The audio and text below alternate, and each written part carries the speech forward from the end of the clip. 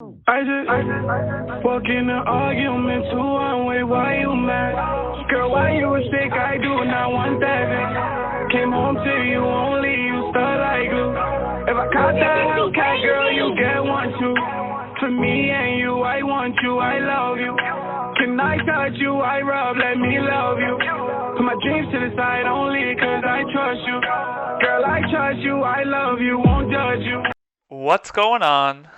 SEVelocity back with a new episode. We're in the late stages of February here. You want to say anything to the people before I continue this long introduction? What's going on, everyone? Glad to be back on set. We had two back-to-back very exciting weekends. We can't wait to discuss with all of you.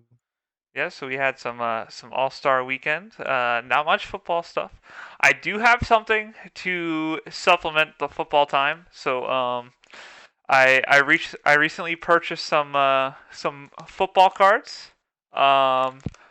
Panini brand from, if I'm not mistaken, I'm pretty sure these are pretty good. It is the 2021 edition, so maybe get like a jersey patch for like Zach Wilson, current Jets quarterback. We'll see, but we're gonna open them on the air, see how that goes. Talk some basketball, and just go from there. Keep it chill. So, you ready? Should I start with this? Go for it. All right, I'm gonna open the first pack, and I'm sorry. I'm gonna try my best to not open them like a clown. Like who touches all the sides of the cards and all over it. Okay, so I'm gonna have to go on a limb and say that these cards are probably not extremely expensive cards, because the first card's Ed Reed, and I'm pretty sure that'd be worth a pretty fair share of money. But we got Ed Reed here. Legendary safety. Moving on. Okay, we got Ezekiel Elliott. All right. Sean knows who that is. Nice. Zeke. Rodney McLeod. Kind of mid, not a great player. I mean, he's good. He's not amazing. Zach Thomas, legendary linebacker. Yeah, these are probably not worth a ton.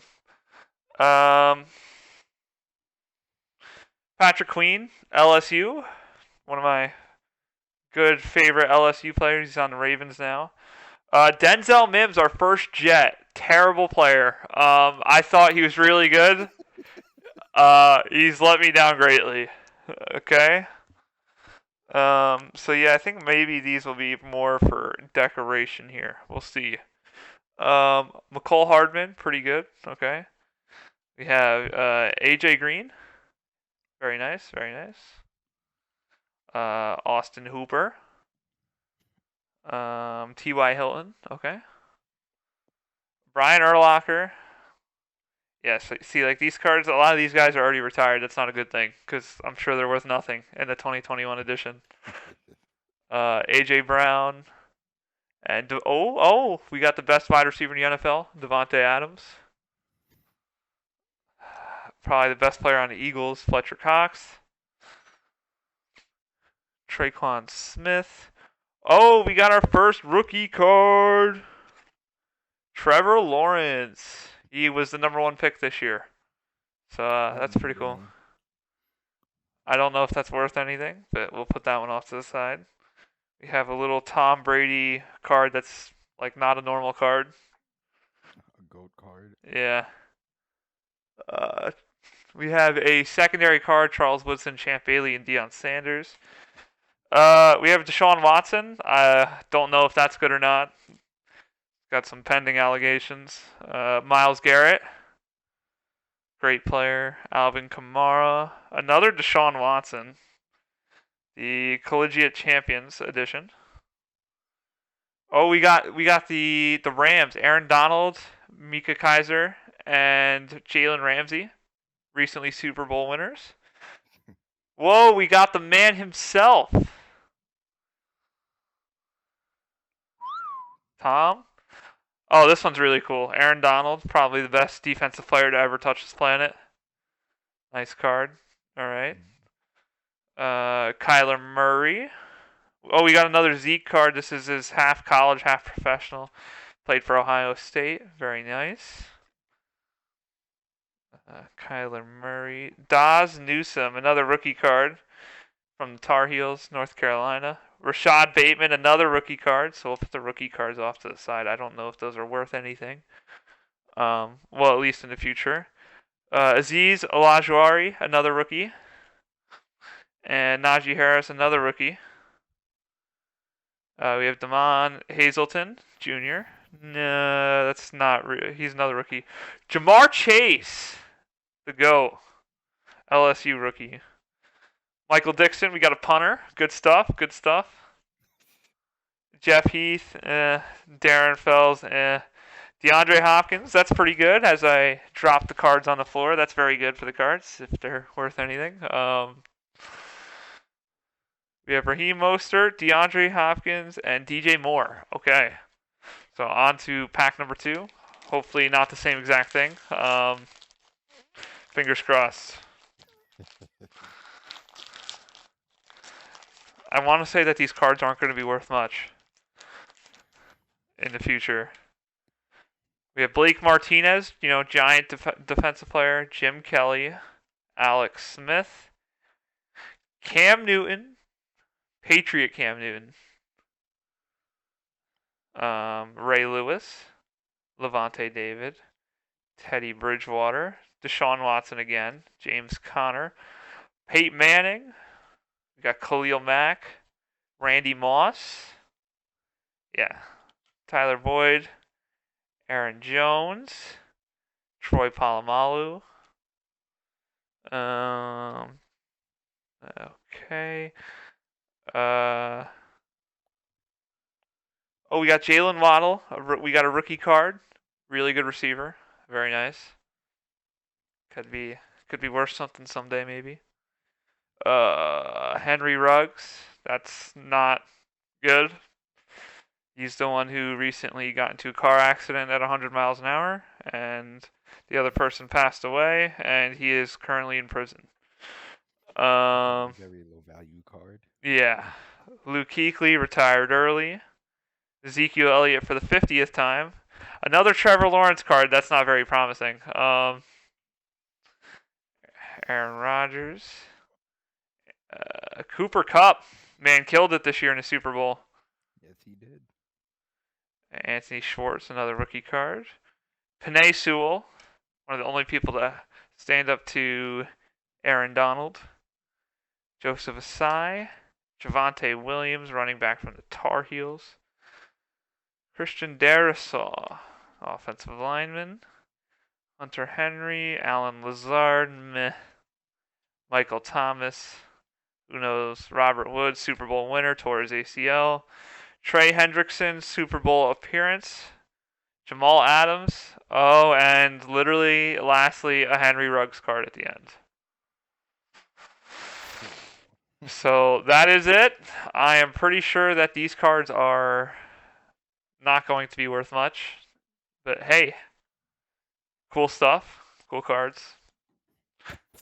I think if anything, maybe the Jamar Chase card would be worth something. But as of right now, bad investment decision. Until next time. No jersey patches, no nothing. Okay.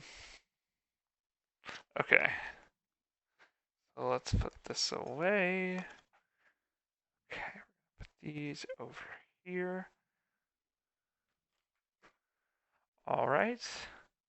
Got Ezekiel Elliott out of my face. We'll put the rookies over here. Okay. Hello? Now that I am completely focused on you and basketball, let's talk some basketball. And slightly before, okay, I think we should talk about the Super Bowl a bit because we didn't record an episode for that. You're absolutely right. Let's talk about the biggest heartbreak in the last 3 to 4 months of my life. Jay Burrow, Joe Money. I like his swag and all of that, but Joey Burr, my brother, but didn't. things didn't go your way. I'm pretty sure the world was rooting for you to get to get that record too. So, most sacked quarterback to ever make the Super Bowl. No quarterback ever has made the Super Bowl from being the most sacked in the season. Offensive line's terrible, and then he had to play against Aaron Donald, who's the best defensive lineman probably in the last 30 years of existence. Ran over, ran over everybody, including sacking Joe Burrow on 4th and 1 to win the game. Yet another Super Bowl with my limited football knowledge, but I was clearly able to see that the defense won the championship. Yeah, they. I'll give you my thoughts on the top performers. So I'm gonna exclude. Well, I don't. I think Joe Burrow is really good, but I don't think he was one of the top 3 performers. Matt Stafford played pretty well. I think Joe Burrow played better. Top 3 performers, I think, in no specific order, you're gonna have to go with Aaron Donald, um, Cooper Cup. Cooper Cup, and Jamar Chase. I would say we're probably the best. Chase, is he one of the receivers on The Bengals. Burrow's team? Yeah, number 1, and he went to LSU together with Burrow. He was really good. Yeah. And also poor officiating, like the face mask. Yeah, give the refs another star for the Rams side. Yeah. I'll say, like, I know a lot of people are like, oh, well, all this talk about Aaron Donald for him to only have a minimal impact on the game until the end.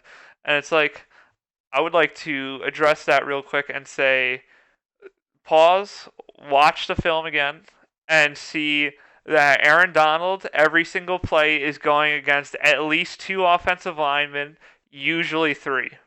So that says a lot. So not only is he being blocked by 3 different people, but it allows for opportunities for people like Von Miller and the defensive ends to get better matchups on their end to get to the quarterback. So he's kind of shouldering a bunch of the problems and letting the rest of his team thrive. Also Jalen Ramsey, because the more pressure they bring, the easier it is for Jalen Ramsey to cover his receivers. So you know how it goes. Defense always goes unnoticed. Yeah, especially defensive line. Yeah, so that's something that I think should deserve massive credit, and it's probably why I thought he was MVP. I think Cooper Kupp ended up getting MVP, and I'm not saying he doesn't deserve it because he was phenomenal on offense. He got him a couple of really big plays. Was probably the receiver of the year. Devontae Adams, I think, is the best receiver in the league, but Cooper Kupp was the receiver of the year statistically, and he did a lot on the field. A shout out to Odell too, starting off the game with the first touchdown in his Yes. Super Bowl appearance. And sad he got hurt, but hey, everything worked out for him in the end. I told my family there's nobody else in the world that is going to. I said without a doubt, I would put $1 million on the fact that Odell Beckham is going to score in the Super Bowl. Whether it be first, second, last, because he finally reached it, and I'm like, he's going to do everything he can to score, and he sure did. I don't remember. Did he do a one-hand catch in that game or no? I could have sworn someone did. I don't remember. I don't think. I know someone did. I don't know if it was him. If not him, it will definitely be Cooper. And he tore his ACL. He will be out for the next 9 months, but I believe, got his surgery 2 or 3 days after the Super Bowl. So he's recovering. He's still happy. He got his ring. So all is well, and good luck in rehab. That's all. Also, we had a really cool halftime performance. All of the celebrities were out there watching too. LeBron, Kanye, so many people out there. But what do you expect? It's in LA. That's where they all live. So the Bengals kicker, I forgot which artist specifically, but he's a big fan of one of the people that was performing. And he was like, yeah, I really wish I could be out there. And there was a clip of him. He actually did sit on the sideline outside while the performance was happening, while the rest of the team was in the locker room, and he was watching the performance.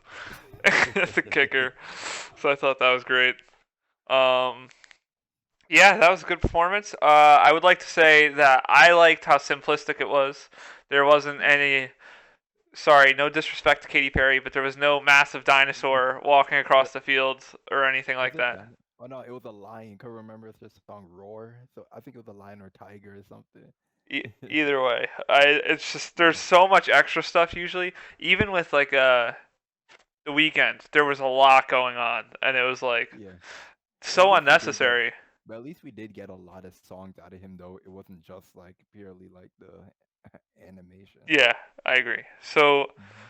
shout out to all that. Shout out to 50 Cent for the surprise performance. Yeah, yeah, I know. When he came out upside down, I was looking at that. Wait, is that him? Because he gained so much weight too. I didn't Yeah, recognize him at first. and literally screw all the people out there who were making fun of him and his body figure. I'm just happy he was performing because that was Yeah. literally all over social media about his weight. Hmm. Um, trying to think what else. Well, I gotta say this too. I don't know if this will be controversial, but Mary J. Blige, I'm of the opinion you're a bit too old to be dressing a certain way for those concerts. Listen, we're all about body positivity here. Um, Yeah, in today's day and age, but I do think that I'm in just saying general, you did your time, Mary. So and in like, general for the Super Bowl, I think yeah, that people should probably dress fairly reasonable because there's everybody watching. So I think that there should be kind of um, apparel within reason, I guess, and that's kind of yeah. talking to the last probably 10 straight years of performances. Just to make this clear too, that goes for guys too. Yeah, It goes for guys too. yeah. So like Adam Levine, when nobody wanted to see himself shirtless either. Yeah, there are kids watching. Yeah. Now I'm trying to think if there's anything else football wise that we want to throw out there. Tom Brady's retiring. I think we kind of covered that a bit. We Long covered live the that. goat. Um, with next year, it's going to be an interesting year. Aaron Rodgers said his goodbyes on Instagram to the Green Bay Packers. Or he reminisced on a bunch of his time with the Packers. So everyone's kind of suspecting he's leaving or retiring. No one knows. If he's retiring too, this league is going to be really sad without Aaron Rodgers and Tom Brady. Um, but some interesting stuff happening. It would be probably. I think that would almost mark the start of a new era of football if they're both gone. But that's pretty much everything for football for now. We'll cover free agency. We'll talk draft and stuff. But as of right now, there's not much to cover outside of the Super Bowl. So we could talk some basketball. We could talk about the chef himself.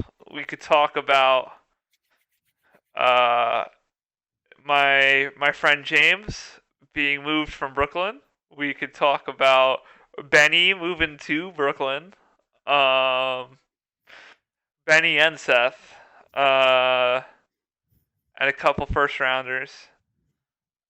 I think that that's pretty much the most important stuff that we're gonna go through. So let's start let's start in a chronological order of what has happened. So we will start with the trades. Um, James Harden has been shipped to the Philadelphia 76ers in exchange for Ben Simmons, Seth Curry, Andre Drummond, and 2 first-round picks.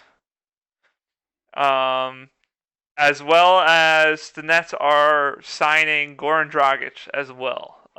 Throw that out there too as another roster adjustment. So big moves. He's probably going to tell you that the Sixers won the trade. Um, I think that both teams are going to get drastically better. I'll start with that. I think that the Sixers could really use James Harden. We'll see if they use him right, because I think that it is easy to misuse James Harden. I think that he should be someone who's scoring 40 a night because he's one of the few people that's capable of it. Don't just make him facilitate, make him score. Now, moving to the Nets, I don't think James Harden was being utilized well enough, and I think that Ben Simmons is going to provide a much needed defensive presence, and I think he's going to provide a much needed facilitating presence without the need to score. So he's going to be a facilitator, but he's not going to be a ball hungry facilitator, which I think will be really good for them. I think Goran Dragic is going to be a great presence as well for Ben Simmons for some veteran presence, confidence boosting, and maybe just overall making Ben feel a little bit more comfortable. We'll see how Kyrie and KD mesh with Ben Simmons. Someone was talking about. Let me see if I could find it. There's someone else that was on the Sixers that was, or I'm sorry, the Nets. That's talking about Ben Simmons. Um, you got anything you want? You could talk while I look for this because it's gonna take me a second. I gotta say, now, I believe this was a gift from from the God, the one Almighty God, or the great deities, or whoever is up there in Nirvana or whatever, from any whatever religious beliefs you have, even if you have none, it could have been a celestial event that made this happen. All I know is this was a supernatural occurrence that I did not think was possible when they started talking about the idea of somehow trading James Harden for Ben Simmons like earlier on. Both Ev and I thought that was an unlikely scenario to happen. But I think part of it, I have to thank Kyrie for for this. But when that happened, I was at work. I jumped out of my chair because I was convinced that the Sixers were gonna have to wait until the off season. This was the best thing that could have ever happened to them. Oh my gosh. Now, I'll before I get praise the Sixers some more, I will say this. The only thing well, there are two things I did not like about the trade, but I think in the end, the Sixers definitely needed it. It was necessary. Was them trading Seth Curry and Andre Drummond for two reasons. One, now that Andre Drummond's gone, like they don't really have Embiid doesn't have a backup center on the team. So Embiid is essentially like their only rebounder right now and rim protector, but it's for James Harden. And Seth Curry, Seth, in his short time in Philly, I think he's done a lot for the team. Like he's been such a great player for them in the playoff last year. Out of everybody, I'll even go as far as more so than Embiid. He elevated his level of play the most in the right times for that team as well, which he did not get enough credit for from the casual fan who only likes to look at the stat sheet and gas superstars. But that's not us, dude. We recognize his contributions, so I didn't want to see him go, but again, for James Harden, so I'll live with it. But now, as for the Nets, unlike uh, uh, many other people out there, I don't think. I also don't think the Nets lost this trade either. Like, I don't think there's really. I don't think pointing out a winner or loser is a good way to look at it. It more so to see like who benefited more. And I will say in the short term, I definitely think the Sixers benefited a lot more from this trade, just because there's a lot of uncertainty going on in this current moment with the Nets team, specifically because of Kyrie Irving.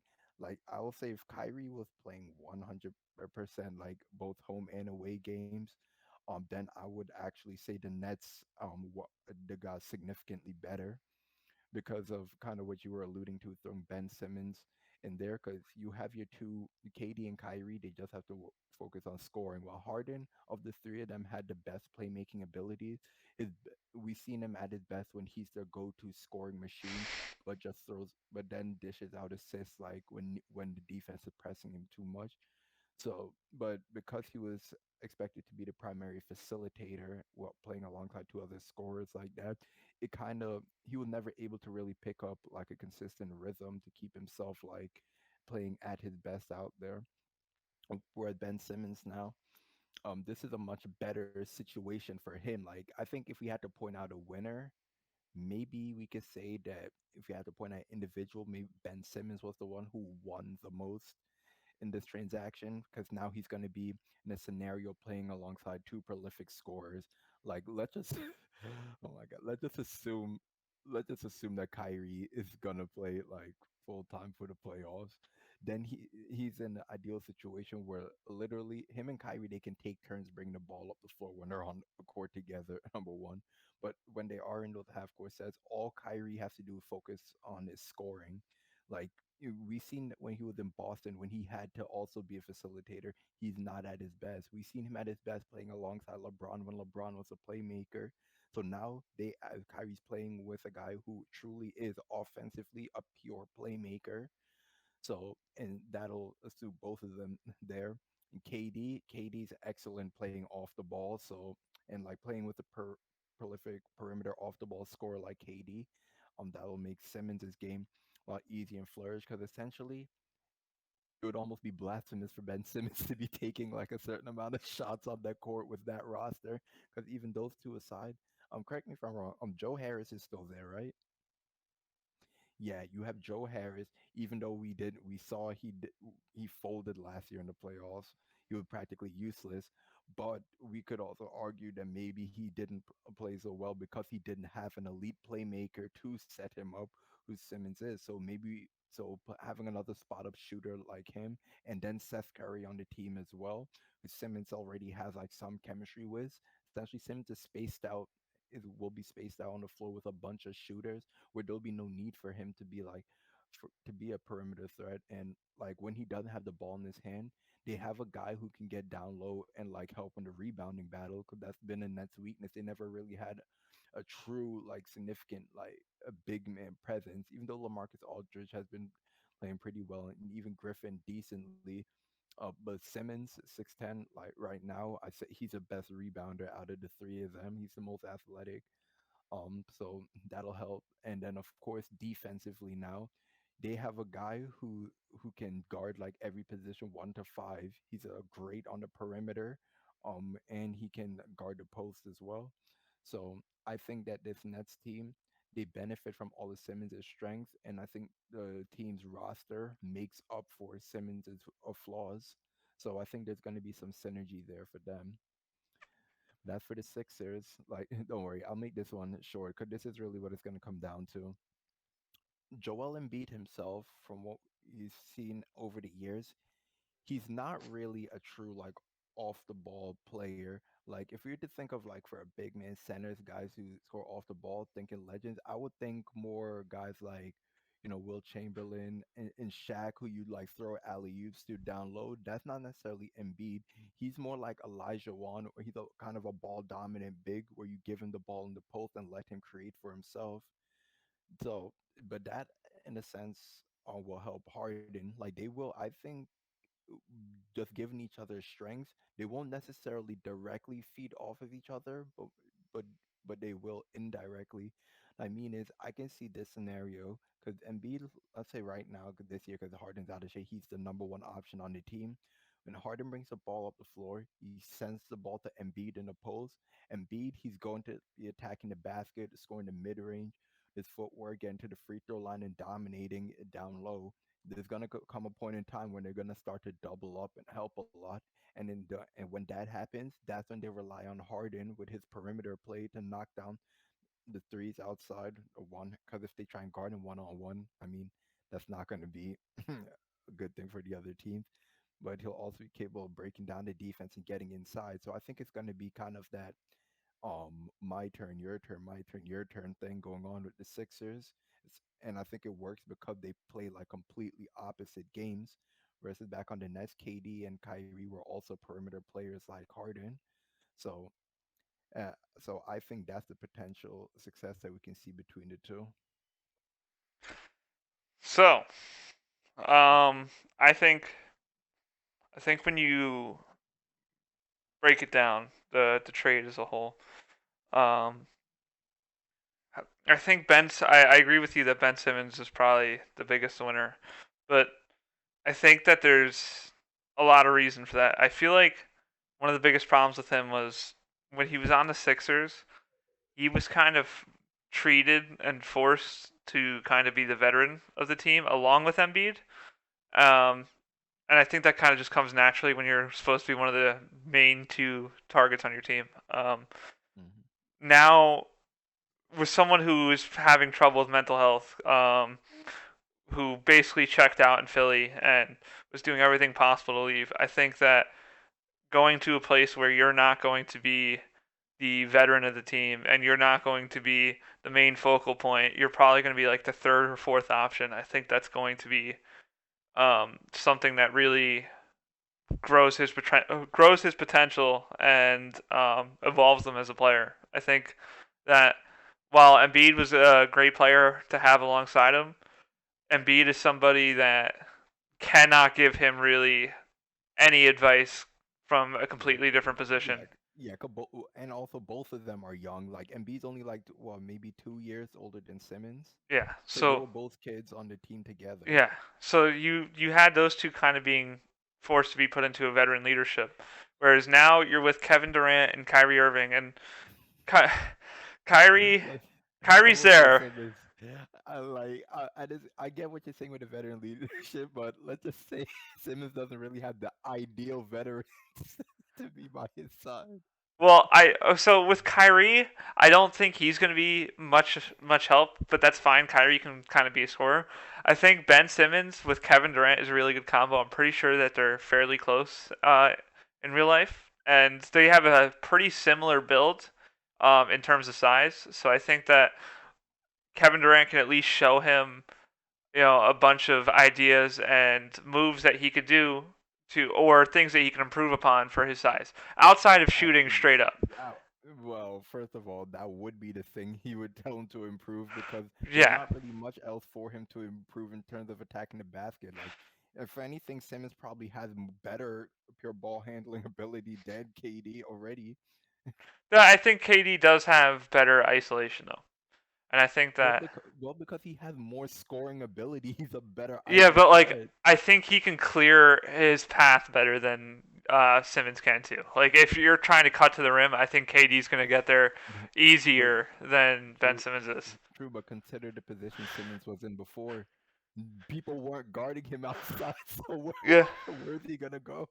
So, well, that's the thing though. At least KD can try to help him, and I think that KD could probably help him get into a more fluent shooting motion as well. I think that Ben Simmons is willing to learn how to shoot better. I just think that his mental health was drastically affected with the Philadelphia media post not taking that shot. Um, You know what I think? I think that over the years, like in terms of in the practice gym and stuff, I think he has been improving his shot. I think it's just a matter of him being willing to attempt it yeah. in games.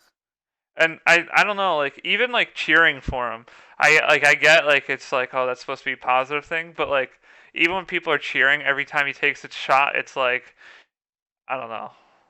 Because he misses a majority of those shots, and it's like you're egging him on to shoot, and he's like feels like he has no confidence in his shooting. So I just hope that he gets better and more comfortable with it. But I wanted to say that outside of Kevin Durant, Patty Mills has said that he can't wait to mentor him and help him. So I thought that was really cool. And you Hmm. so not only do you have like Kyrie, who's like your star kind of person in your position, to kind of be a little bit of a mentor, even if he doesn't do a lot of mentoring. You have Goran Dragic as well. You have Patty Mills. So you have two really good veteran backup point guards. Not to mention your coach is literally Steve Nash. So you have a bunch of guys who know how to facilitate. I think all three of those players are all great facilitators. So I think that all those guys can help them facilitate, but also balance that with maybe better shooting. And maybe better game planning. So I'm curious to see how that goes, as well as just being around almost everyone that's older than him, because all those guys are older, and then you have guys like LaMarcus Aldridge and Blake Griffin too, which I imagine, even though they're older, I imagine them being more encouraging, because when you're playing with a bunch of people around the same age as you, you kind of have you feel the need to show out, and you feel like you need to kind of be the best on the court, whereas around those guys, he's not going to need to be the best on the court, and a lot of those guys are going to probably try to boost his confidence versus try to get you to play more. So, Well, so but bear this in mind though, while we both think that this is the best scenario for him, keep in mind if the Nets really do fall apart like this year in the playoffs, I think Simmons is also going to be most likely the one who's going to be pointed to as the scapegoat. Like you, I'm pretty sure you and I, if we had to pick anyone on that team to blame, looking ahead if this falls apart, we say Kyrie. But I'm saying from Nets fans or the people who support in Kyrie's heroics, yeah. they're gonna point to Simmons. Oh, he was doing this for Philly. Now he's doing that for Brooklyn. That's what they're gonna point to. Um, I also wanted to say that I think it is being drastically, and I mean drastically, uh, undervalued and undercovered the fact that Seth Curry is on the Nets now. Like, I think Yep. that he is as borderline of an all-star of a player that you can get that is not Absolutely. currently an all-star. He's already been killing it. And I truly believe that he is only going to get better. I think that he can reach an all-star caliber. I'm not saying like an all-star starter, but I do believe that he can get better. And Yeah.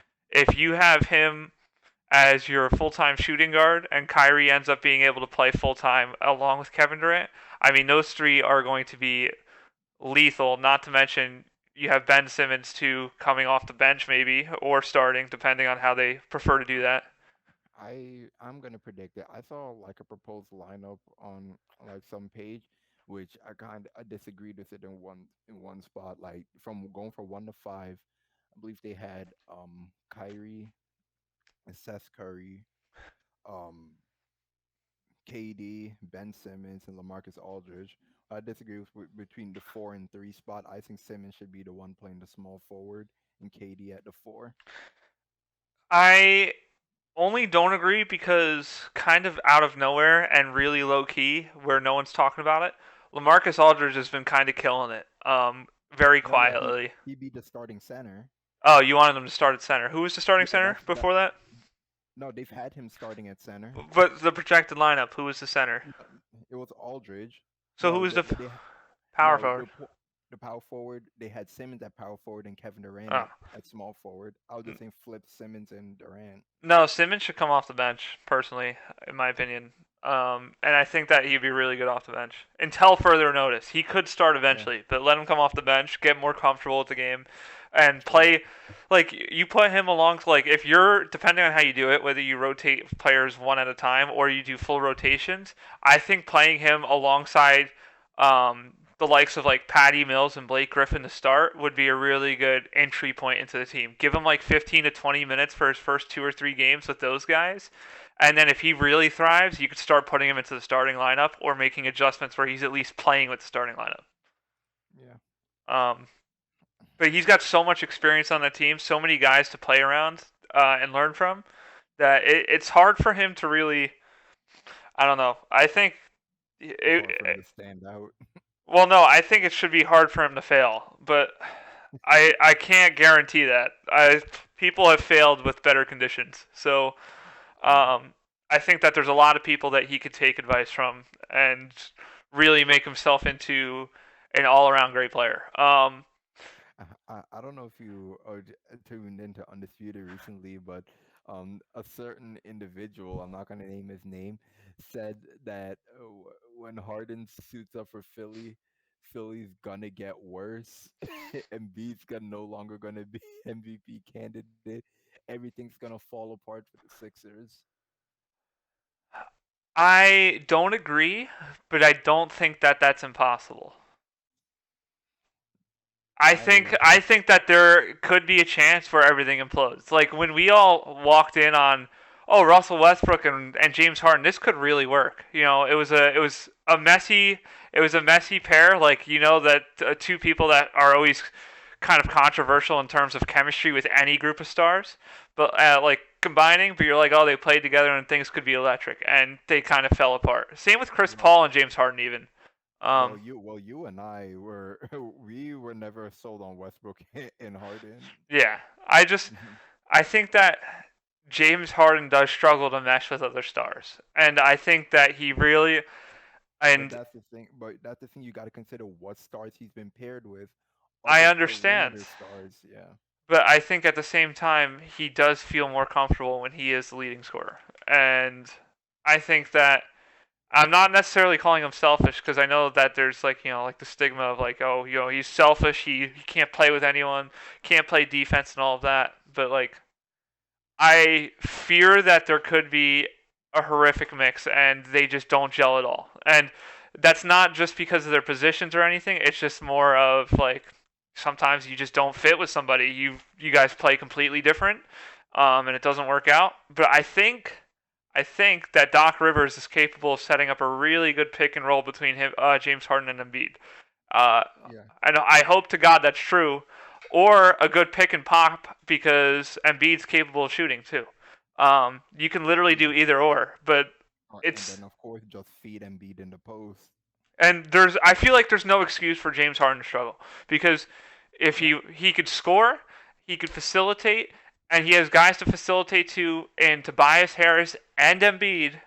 There should be no reason for him to fail. I think even Maxi's a viable player. So like, Yeah, I was gonna say, and even him, they have other ball handlers yeah. like Maxi, So and we also got. And have you noticed how much better Embiid's passing has been this year too? yeah, here's the one thing I will say. I do think that Embiid will regress slightly with James Harden in the lineup.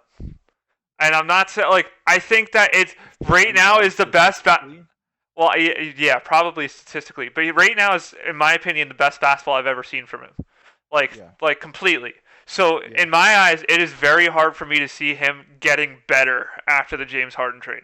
Like I just feel like he was in a really comfortable spot, and now he's going to get volume taken away from him. Not maybe not a lot, but like in a way that might throw him off a bit.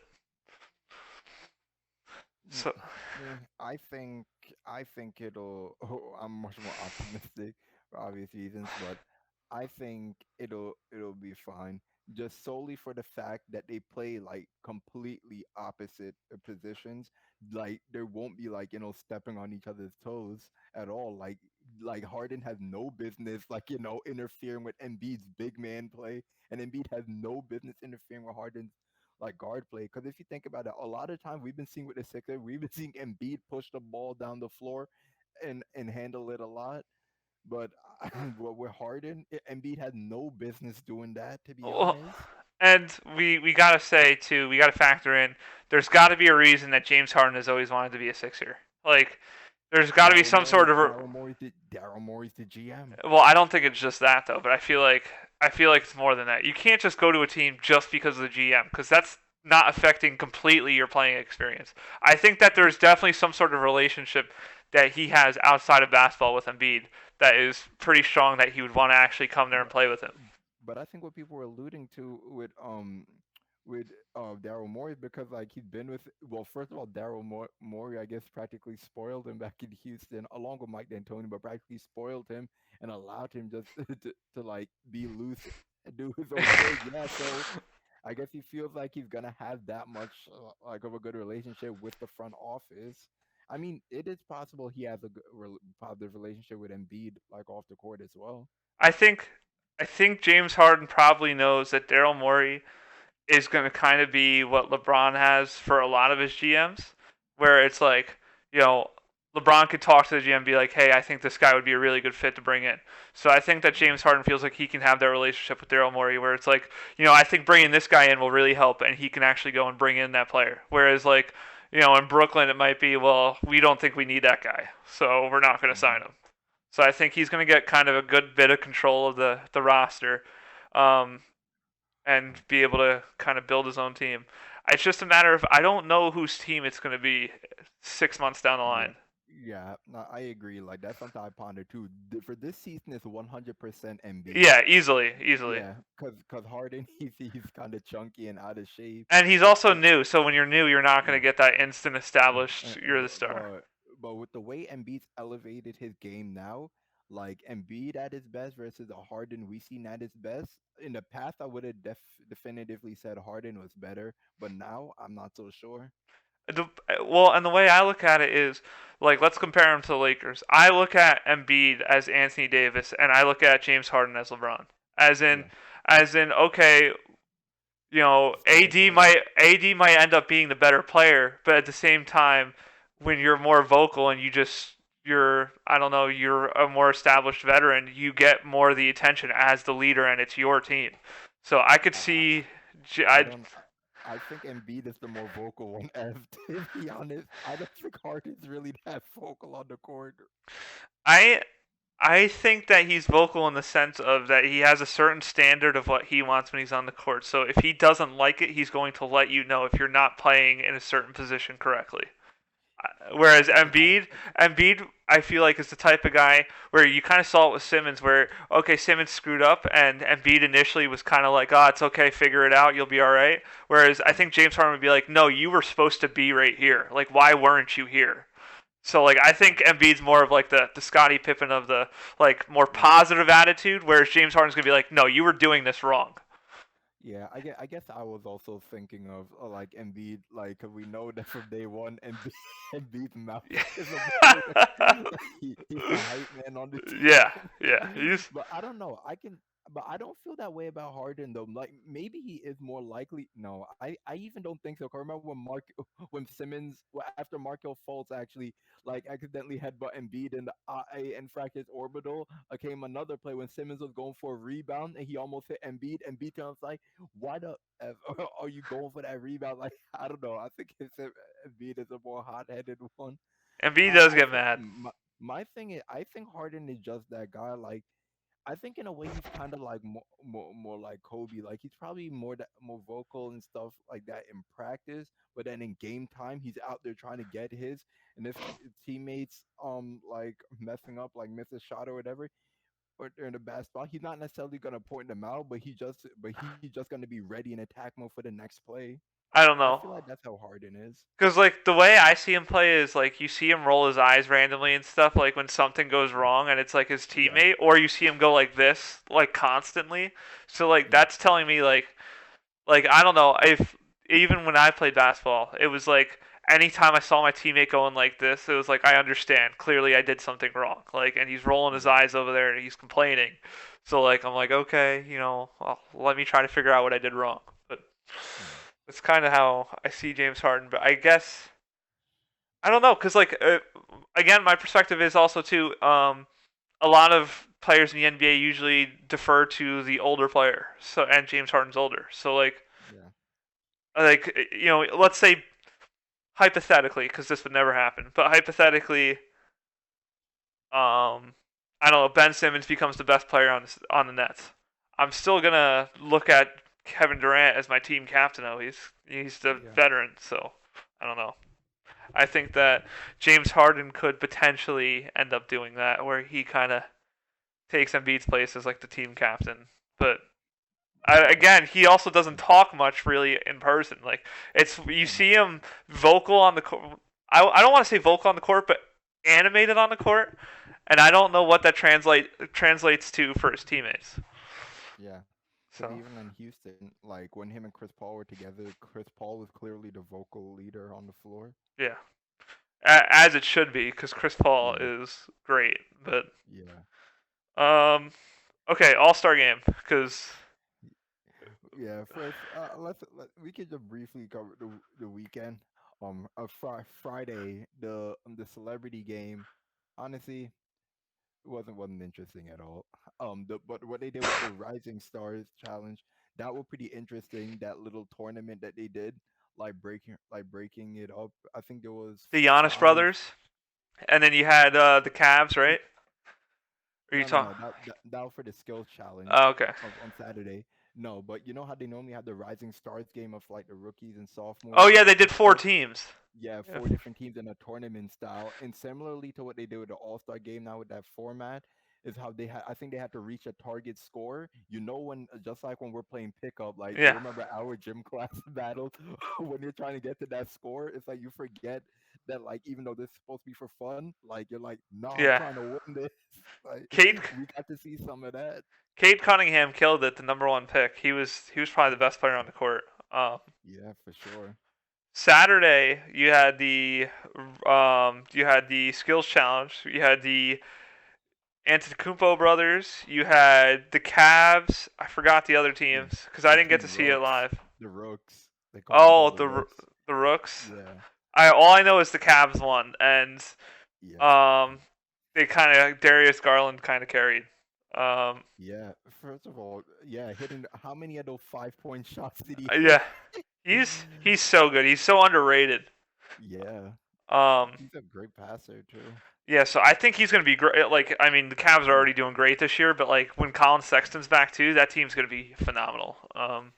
That was a good idea to on the NBA for the skills challenge. Because to be honest, I've always been bored by, never been interested by the skills challenge over Yeah, the years. But that variation right there brought some intrigue there. So that was a good move on I the agree. Rooks. Um, And the 3-point contest, way to represent the bigs, cat. Like he's officially the best 3-point shooting big man ever. Sorry, Dirk, but as a pure 3-point shooter, Cat is it. Because like I looked at his stats this year, he's averaging like 41% from three. Last year he was like 38 or 39%. But 5 years prior to that, back to back, 40% or more. big Best three men, point shooting center. big men are shooters too. Yeah. And for all of you people out there who don't know basketball and don't rate big men at all and think they can't play or have no skills or like to discredit them just because of their size or they're not as or claim they're not as entertaining as the guards, yeah, watch your mouths. These big men, they are lethal. Yeah, Like learn something about a game of basketball.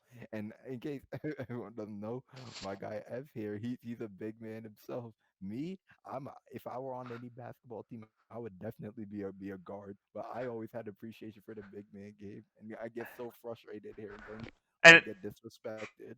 and anyone questioning me as a big man, let me tell you, I have a good mid range, and I have a over 80% free throw percentage from every free throw I've ever taken in my entire life. So I don't want to hear it. I make my free throws. I'll shoot mid range, and I'll usually make it. 3 points a little bit iffy for me. That's a bit much, but listen. He's low-key being humble. I've seen him on the court. He'll splash those threes. The thing his coaches just disrespected him in the past. Yeah, listen. When you're 6'5" plus in high school, they say you better stay away from the 3-point line. So, we never got a chance, but Yeah, that yeah. was always Thank the you, best. Kat. That was amazing. Like you were looking in terms of 3-point contest performances, you were looking Steph Curry-esque, Yeah, Larry Bird-esque. and I would like to also thank you, Kat, because I put $1 on you to win the 3-point contest, and you had the worst odds plus 1,200, so I got $12 for a $1 bet. Hero. Right. Now the slam dunk contest, we're not even gonna discuss it. Trash. I didn't. I shut the TV off, and there was a Knicks player on it. That's how bad it was. Yeah, I was about to say, his stand-up New York, you guys won something, And but I didn't even watch it because it was that bad. Bring back Nate Robinson. first of all, what these attempts? What's his name? Jalen Jalen Green. Green getting 600 Yeah, attempts. Yeah. so many attempts. That was ridiculous. Yep. That honestly, I think he should have gotten like ones all across or something like that. Shout out They to needed. Shaq. He posted on Instagram like this? He goes, "Me thinking about another dunk contest that'd be way better than this," and he was posting the entire time how bored he was. Complete garbage. Like the dunk contest, superstars aren't in the dunk contest. It's not entertaining. The only exception was the Zach Levine, Aaron Gordon. Neither, and even Zach Levine wasn't an All-Star yet. They were Yeah. essentially nobodies up until then. That honestly, in my opinion, I think that's the greatest dunk contest ever, and they My, weren't even stars. my favorite, my favorite ones that I vividly remember, there was Dwight Howard versus Nate Robinson was really good, and then I forgot who was it against, but JaVale McGee had a couple really good ones where JaVale McGee versus Blake Griffin, really good dunk contest. He dunked like Oh, two basketballs simultaneously, and Blake Griffin, that's when he jumped over the Kia. Oh, it was that. Wow. It's funny because Yeah, around that time, that's when I just started watching basketball. I did watch that dunk contest, but I had no idea JaVale yeah, McGee's been in a dunk contest. yeah, JaVale was that athletic back then? yeah. Jeez. So that Wow. that was always enjoyable to watch. And then I didn't have the pleasure of watching Vince Carter because I was Yeah. too young. But Yeah, we were too young. Yeah. I know he was good. So you don't need to tell me. Yeah, but still, no. But in terms of the back and forth though, like Vince was probably the individual, but the back and forth between Aaron Gordon and Zach Levine and the Oh yeah. type of dunks they brought out, Yep. that was better than MJ and Dominique, definitely. But here's the thing, and as people point, Jay Williams pointed this out, and I totally agree. In the defense of the modern day players, the dunk contest, and it's only gonna keep happening, it's so much harder for them now than it was in the past because a big part of it is creativity. So like half of the time they're out there like, okay, what should I try next? Wait, this has been done. And there's no So props allowed anymore.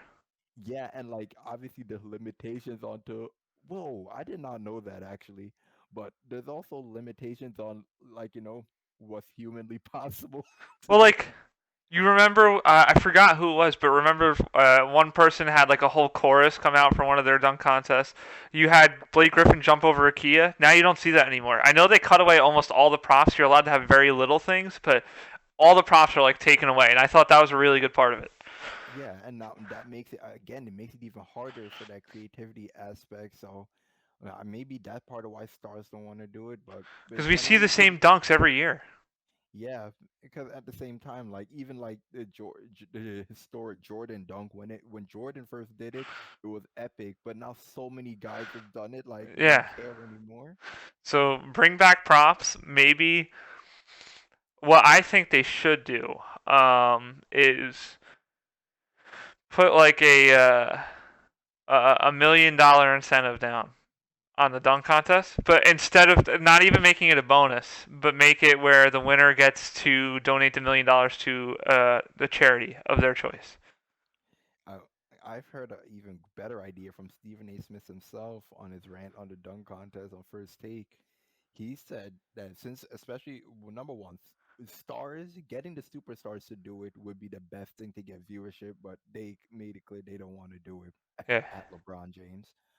Um, this was a great idea. He was saying if people go out to these random like courts out on the street and you see some of these guys who never had the opportunity to like go to like D1 schools and really get noticed for like their athletic gifts or basketball abilities who all don't have professional basketball contracts, but if you see some of the dunks and tricks that they do out there, the athleticism that they have, it is so surreal. He was proposing this.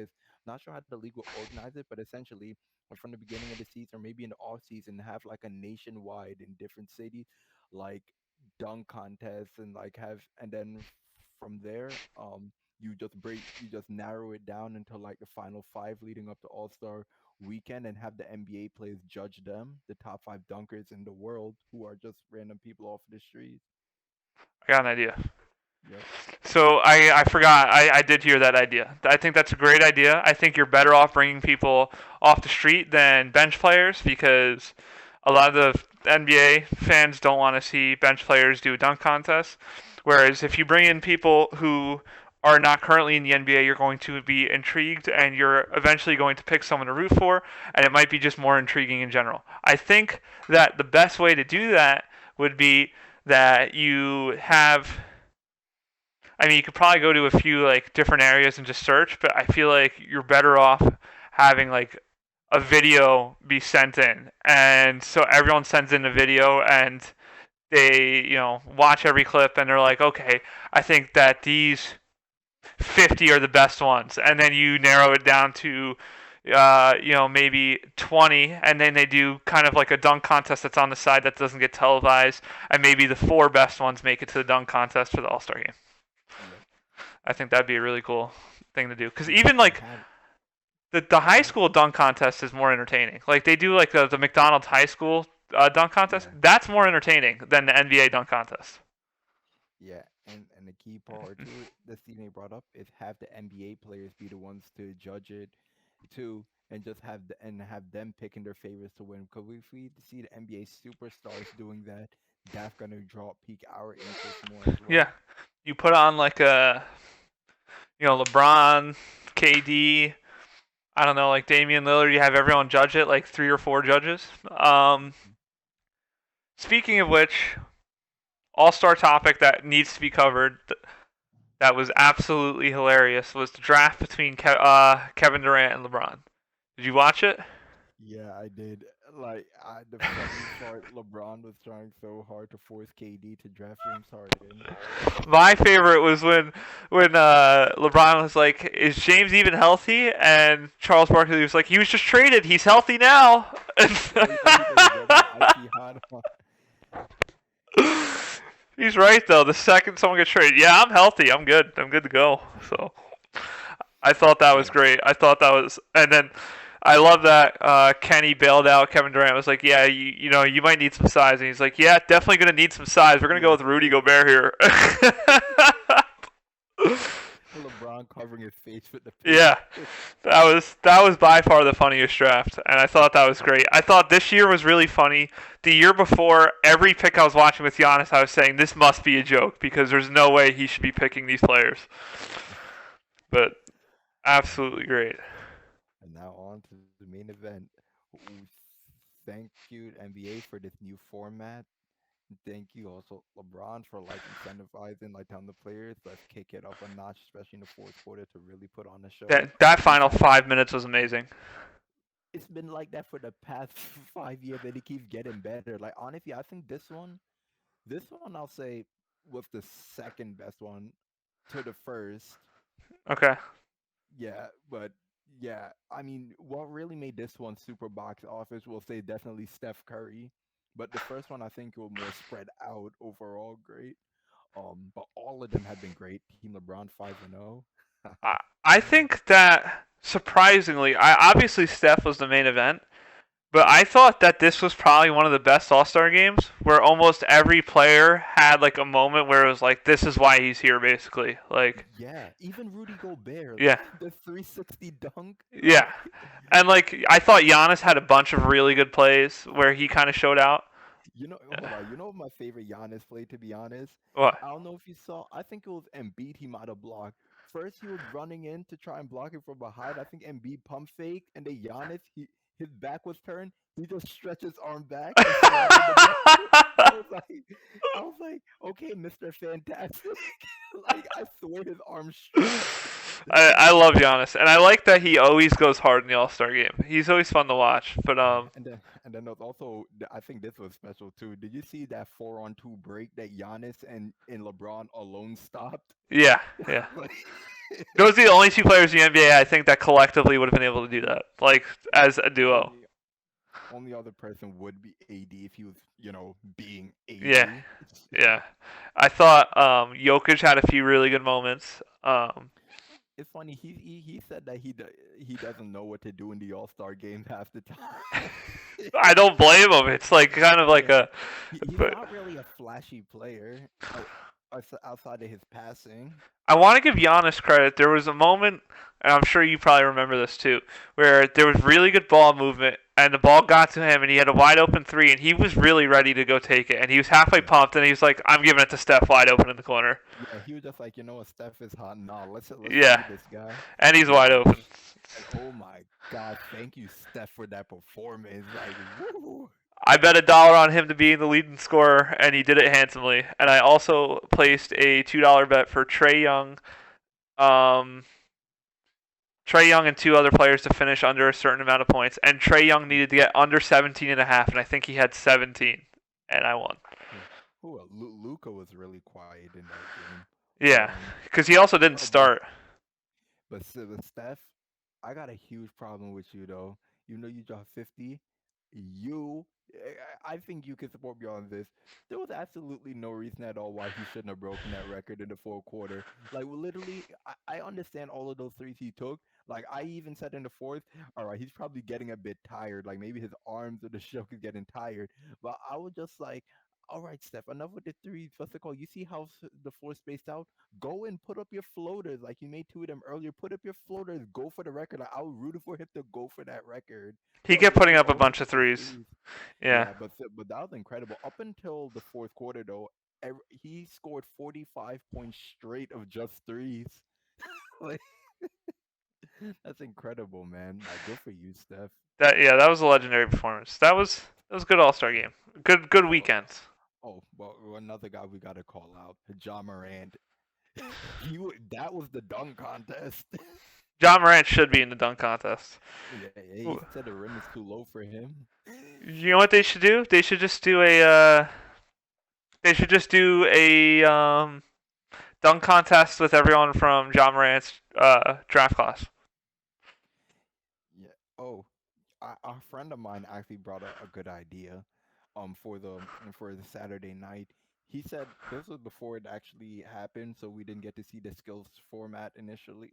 Yeah. But he said either scrap out the dunk contest since no stars want to do it, or scrap the skills contest and put in like a 3-on-3 tournament where like maybe do a similar thing to what you do with the All-Star game. Have how you people vote for like the captains and they pick up their squads and you go 3-on-3. Yeah, that'd be I think cool. that would be cool. Well, Yeah. I personally, and this might be controversial. I like the way the Rising Stars went, but doing that with the Rising Stars, where they all do 3-on-3s and it's a whole tournament with all the young guys, that would be really cool. Especially if they could pick their own teams.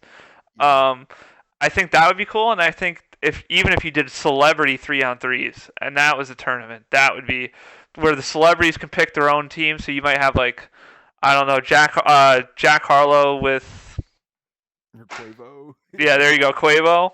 Like you could probably have some really fun groups, and it would be like a celebrity registration where it's like 3-on-3s and it's like, okay, Brad Pitt, Leonardo DiCaprio, and Will Smith, we all want to hop into the 3-on-3 tournament, and I don't know, it'd be just cool that everyone could create their own team. Oh my gosh, I just still think back to the All Star game that like this is the second time it got to the point where next basket wins. Like for Yeah. either team. Like I don't know about you, but I think this new format alone makes these past five All Star games like the best All Star games we've ever seen consecutively. I think it's better than all of them that's happened in the past East versus West. Well, okay, so I want to.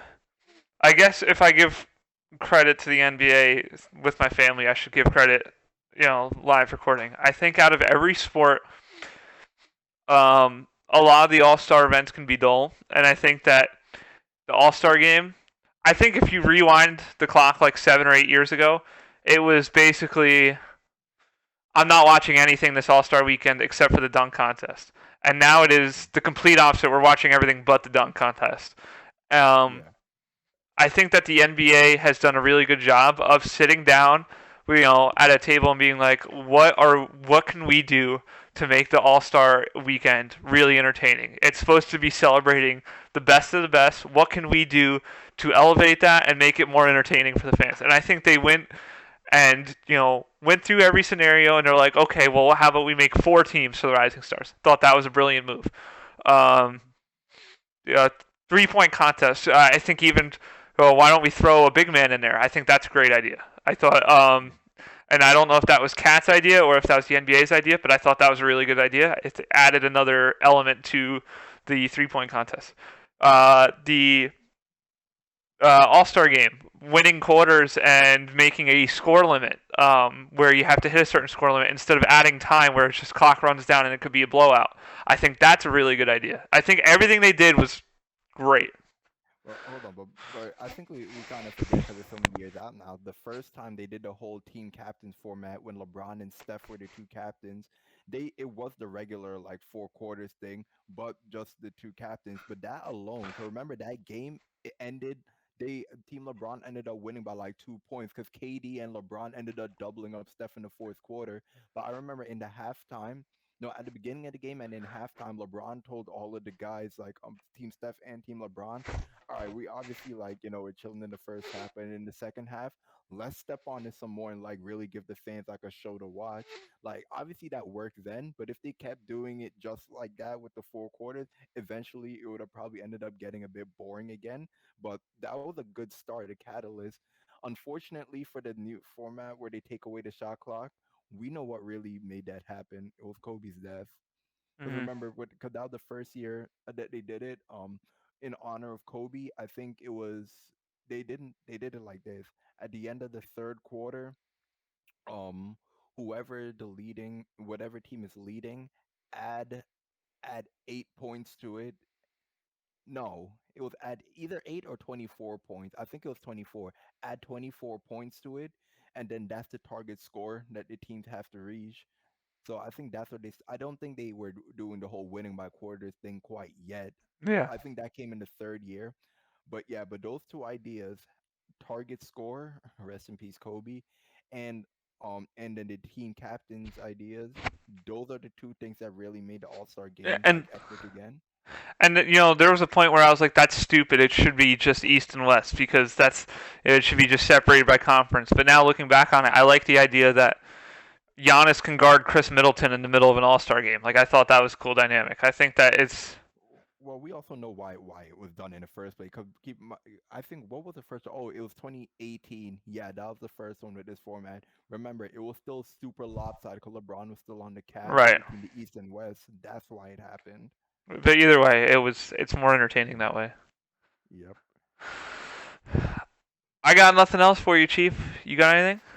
Yeah, everyone. Uh, we are going to see the James Harden's debut in great fashion. Whoa, whoa, We whoa! Knock on wood because we don't know if that's guaranteed yet. we are going to see the James Harden debut in great fashion. We my guy Ev. There's a possibility. I'll say SEVelocity might be invading the Wells Fargo Center against the New York Knickerbockers. Go Knicks, baby! We're putting James Harden down. New York stand down. Evan Fournier's dropping 45 in the Wells Fargo Arena. And Harden will drop 60 on his debut. Yeah, we'll see. I really hope he does debut. I know that's the rumored debut, but that's not guaranteed. Oh. I wonder if Simmons is going to debut the following week when they come to Philly. Yeah, that'd be interesting. I know he's got that game circled. He's already said that too. Patty Mills told the media that he's got that game focused on, so I could see him playing well. But without further ado, I hope everybody has a great evening or day whenever you're watching this. Good week of family, friends, sports, love, the whole 9 yards.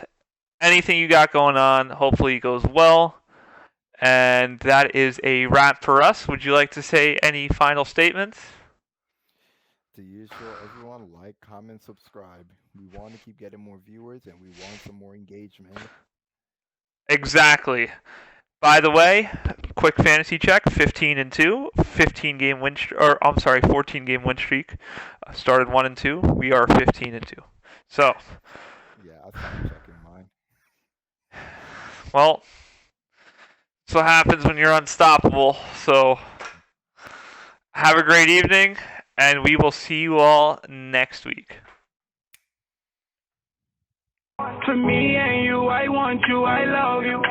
Can I touch you, I rub, let me love you. Put my dreams to the side only cause I trust you. Girl, I trust you, I love you, won't judge you.